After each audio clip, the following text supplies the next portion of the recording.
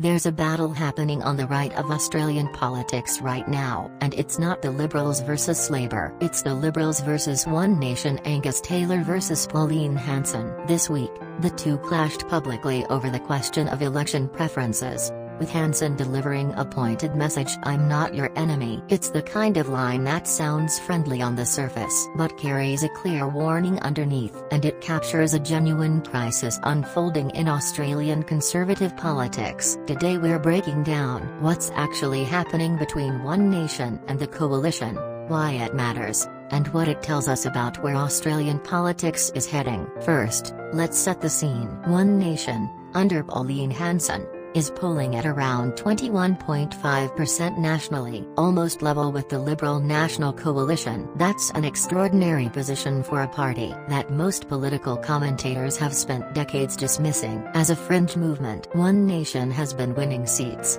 drawing huge crowds, and pulling conservative voters away from the coalition in significant numbers. The coalition, led by Angus Taylor, is in a difficult spot. Every voter One Nation gains is largely a voter the Liberals or Nationals lose. The right side of Australian politics is being split, and a split vote on the right makes it much harder to beat Labour, which is sitting comfortably in government. This is the context for the preferences fight. In Australia's preferential voting system, how parties direct their preferences, who they tell their voters to put second, third, and so on can decide elections. When two parties are competing for the same pool of voters, the question of whether they'll exchange preferences, or refuse to, becomes enormously significant. So what actually happened this week? The clash centered on whether the coalition and One Nation would direct preferences to each other at the next election. Hanson's message, "I'm not your enemy," was aimed at the coalition, essentially saying we're on the same side.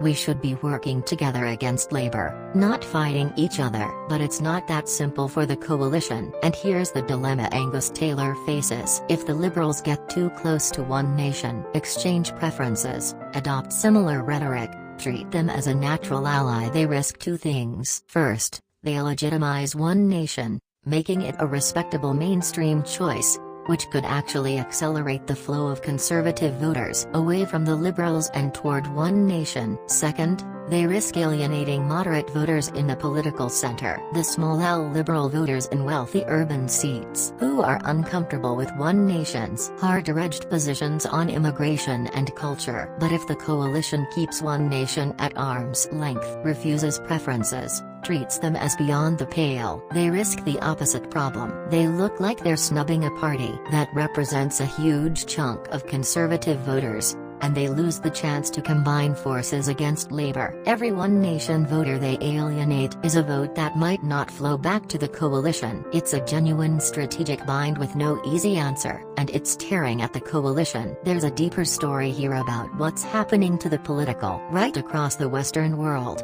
and Australia is very much part of it. For decades, the mainstream centre-right parties, the Liberals in Australia, the Republicans in the US, the Conservatives in the UK, held together a broad coalition. Business-focused economic conservatives, socially conservative traditionalists, working-class voters worried about immigration and cultural change. These groups didn't always agree, but they mostly voted together. That coalition is fracturing everywhere. The working class, immigration-focused, culturally conservative voters increasingly feel that the mainstream center-right doesn't represent them, that it's too focused on business, too comfortable with immigration, too willing to accommodate progressive cultural change, and populist parties and figures have risen to capture those voters. One Nation in Australia is part of the same global phenomenon as the movements reshaping politics in the US, France, Italy, and elsewhere. What makes Australia's situation distinctive is the preferential voting system,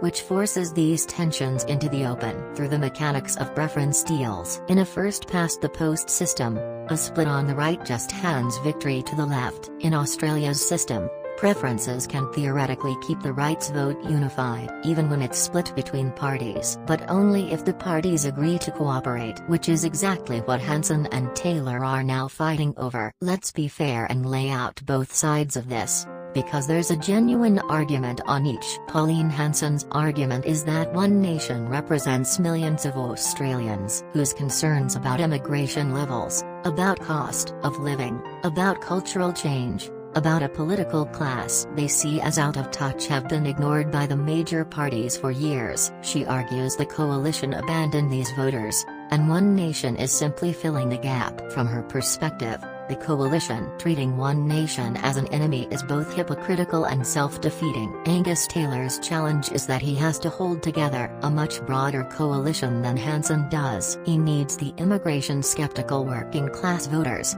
yes, but he also needs the moderate, economically focused, socially liberal voters in the wealthy urban seats that decide elections. Moving too close to one nation to win the former risks losing the latter. He's trying to walk a tightrope that Hanson, running a narrower and more ideologically focused party, simply doesn't have to walk. Both are, in a sense, correct about their own position. Hanson is right that one nation represents a real and large constituency. Taylor is right that the coalition can't simply merge with one nation without tearing itself apart. The tension between them isn't a personality clash. It's a structural feature of what's happening to the right. So what does this mean for Australian politics going forward? In the short term, it means Labour is in a comfortable position. When your opponents on the right are fighting each other over preferences and voters, you're winning by default. Labour's two-party preferred lead has been sitting comfortably above 54%, even though its own primary vote isn't especially high. A divided right is a governing left's best friend. In the medium term,